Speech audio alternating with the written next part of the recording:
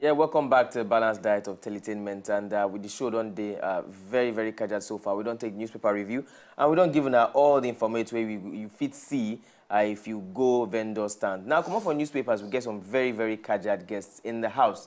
For the past few weeks, we've done talk about security and insecurity for inside Obodo, Nigeria. Just recently, we also hear of some more killings. And remember, I said we also talk about the robbery will be happen inside Kwara State, I believe it was. Now, we get some Kaja people in the house. Now, we want to tell us about insecurity and about security as well. These people are representatives of Aksego Nigeria Limited. And all of them looking very sploofic today. They go tell us more about security and insecurity and how, we fit take care of ourselves and how security can actually be improved. I want to go help us welcome. The first way day, my left, we get Olaide Kayode Alabi. Now she with the ED Corporate Services of Aksego Nigeria Limited. And second to my left, we get Kayode Shomoi, consultant with Aksego Nigeria Limited. And of course, the third to my left, we get Mr. Samuel Kalu, now be the GM Operations for Aksego Nigeria Limited. You're very, very welcome. Good to have you in the house. I like today's topic, insecurity for inside Obodo, Nigeria. Now, looking at the level of insecurity from the herdsmen attack to schools being attacked too by insurgency, even to hospitals, even to companies too being attacked, how can private firms actually collaborate or join hands with federal government to boost insecurity for inside Obodo, Nigeria? Because I know for 4 decades that now waiting on a company, they're all about providing security. In collaboration with the government, as you rightly mentioned, private security organizations like our company, who are part of it, we have a pool of intelligence gathering at our disposal. But when we have these meetings with the government agencies interfacing, they know we have this pool. We've been advising them. We've been part of it because, like you mentioned, the schools, corporate organizations is where we function predominantly. And we try to give these informations and find a way to tailor it as in security operations so that people can be safe. But I think quite often, the government agencies seem to maybe at times neglect our information, maybe at times they take the one they want to take, and it has been unbalanced to this extent till now. But what we are looking at, or what we've been doing at the background, is we'll still continue collaborating with them, like what we did Lagos State Trust Fund Security Summit. It's a collaboration between the private security sector companies versus the neighborhood, and then the national security agencies will come together and will come out with a security communique on how to protect the nation and the subsidiary states. Okay. Yeah. Maybe we should hear from Mr. Salabi too. Just tell us what impact can private security make in providing security for Nigerians? Thank you very much. It's been a long journey, I'll say that. And currently, I believe the government is beginning to recognize the importance of having the private security people, the organization participating in the security of the nation in quotes, because we are closer to the people. The government, for example, do not have the capacity to station security people, the personnel to every doorsteps, every home, every street, and all that. And they recognize the fact that we are closer to the community, and the information that we assist them in tackling the security situation of a country can best be gathered by us. And in collaboration with them, we can now come up with a communique that can be adopted in addressing the security of a nation. Okay. I know, we don't get plenty, over the years, over the decades, a lot of private security agencies they spring up. Some are stronger than the others, some are more recognized than others. But for Aksego, una don't last for several decades. We can make una own more kajad, we can make una own, will I say, peculiar or different from the others? Well, we have a slogan that we offer security solutions with a difference. What do we mean by that? We tailor our solutions to peculiarity of our environment, the need of the client. We don't just give generalized security solutions. We come to you, we listen to you, based on what we are been able to gather from you, we come up with solutions that we have best address your situation. So for us, every client is unique. The solution we provide for you is unique. It's tailored to your own need. And I think that is what has been able to keep us ahead of competition and keep us in the business for that long. Very nice. So my question goes to Mr. Kayode.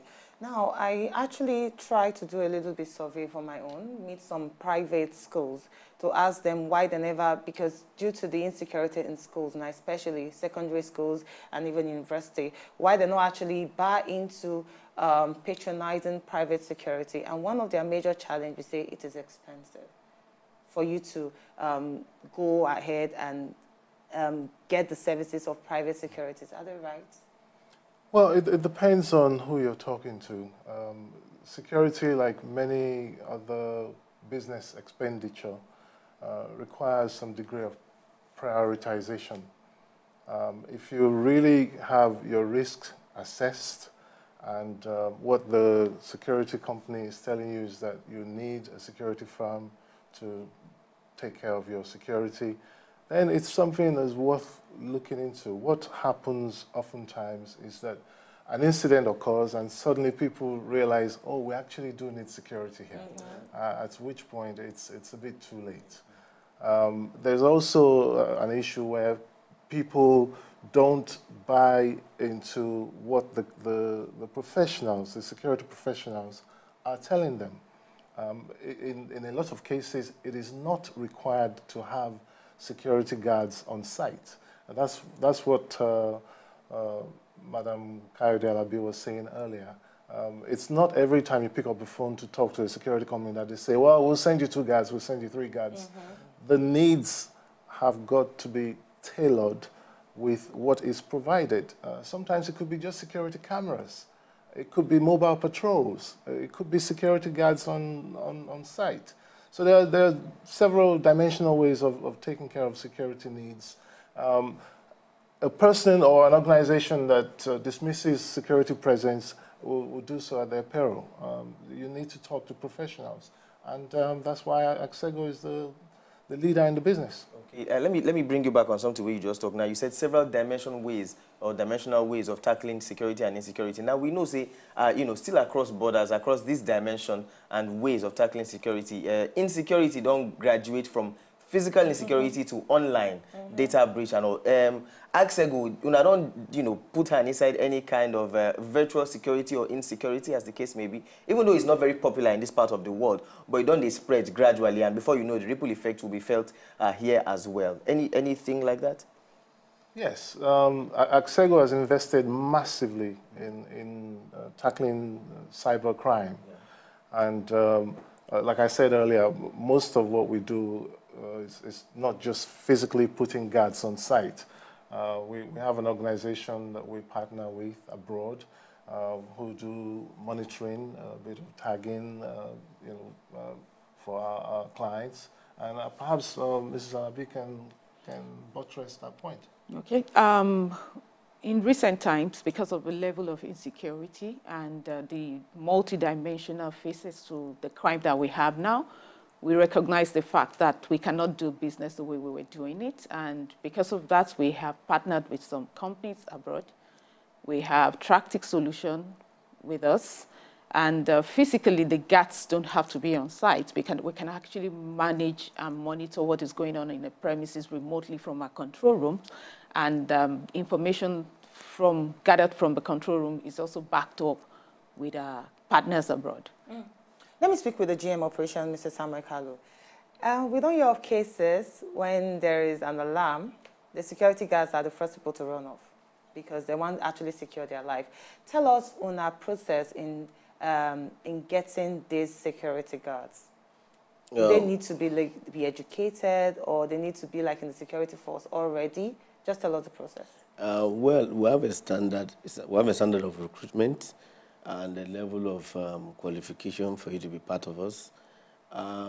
Aside that, we'll not take you through a particular training, which is in conjunction with our policies and procedures for you to be our guard. And after certification, you become our guard, as a guard at premises.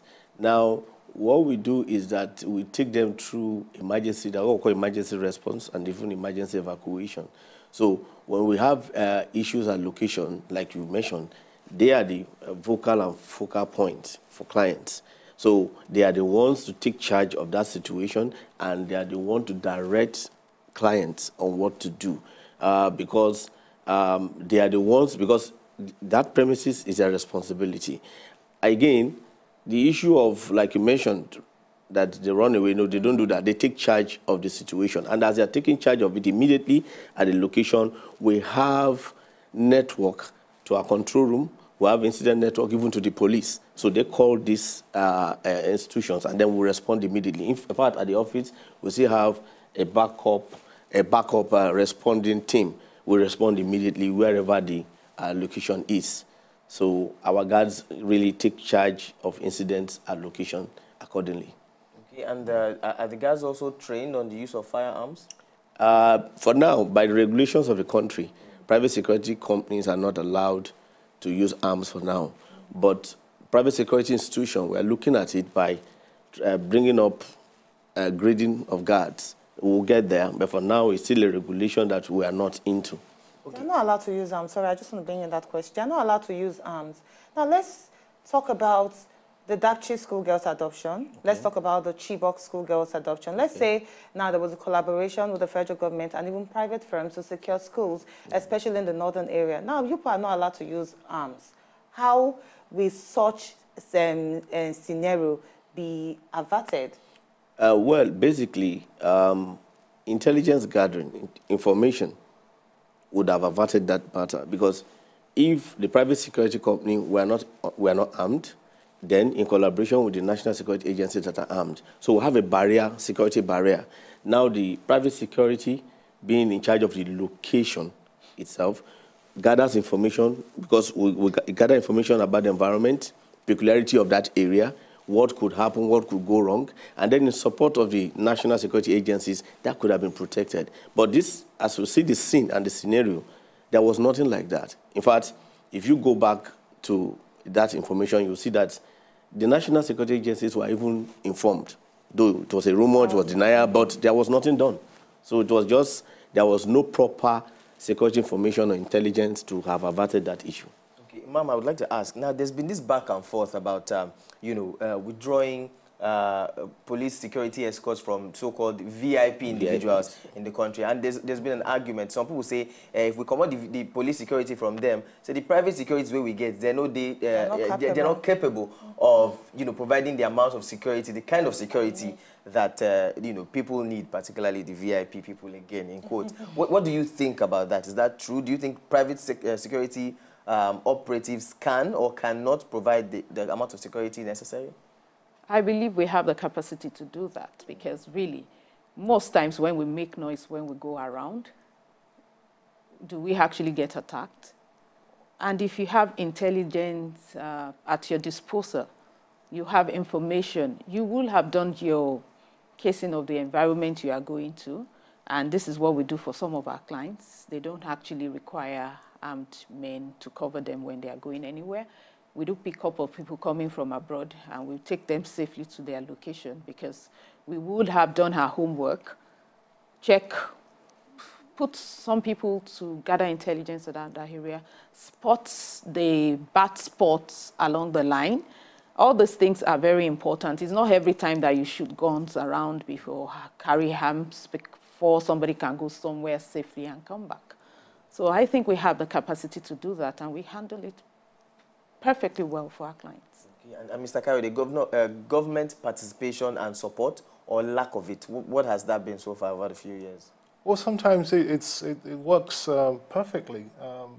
To buttress the point that was just raised by Mrs. Alabi, sometimes we collaborate with police officers. If we have a developing situation that requires the use of arms, we call in the police officers because we know what our boundaries are. So there's a lot of collaboration going on, and Mr. Samuel also talked about the trust fund set up by Lagos State government for security. So we're working in collaboration with the government all the time. Okay, now very quickly before we wrap this up, I know we've talked about, my colleague, she's talked about, the kind of qualification that is expected before. Now, you go to certain establishments like banks and schools, like she mentioned, and then you see the closest thing they have to a security man is what you would call a gate man. You know, there obviously is a clear difference between the two. What should be expected from an organization? What should we expect an organization, or who should we expect an organization to put at their security post and call a security man? Or a security personnel, so to speak. The GM operations will have to answer that. Anyway, someone who is properly trained, someone who has, what I call it, after the training, you become highly security conscious. And you know what we provide to our client is business security. So from the point of that location, at the entry point, the first, like you mentioned, going to the bank, the first person you see is the security operative. And we train them to be more of customer friendly. And even in between that, they find a way to, take you through some security and safety tips within the location. And if there is any issue or you have any, if you have any question, it's still the same operative you go to. So to my own summary is that a security operative representing a security company must be a trained security guard who has become conscious of security and had requisite qualifications to provide business security at locations. Perfect. Thank you very much. We will get Olaide Kayode Alabi, ED Corporate Services, Kayode Sumuye, Consultant, and Samuel Kalu, GM Operations, all from Asego Nigeria Limited, talking about how to tackle insecurity for inside Obodo, Nigeria. Very nice conversation. Thank you very much. Now, if people want to actually get your services, is your presence online? Yes, our website is www.axego.com. They can hit us at any time and we're there. Thank you very much. To enjoy more of these our Ogbonge videos when you just watch, press this button to subscribe on top of our YouTube page. You go love her.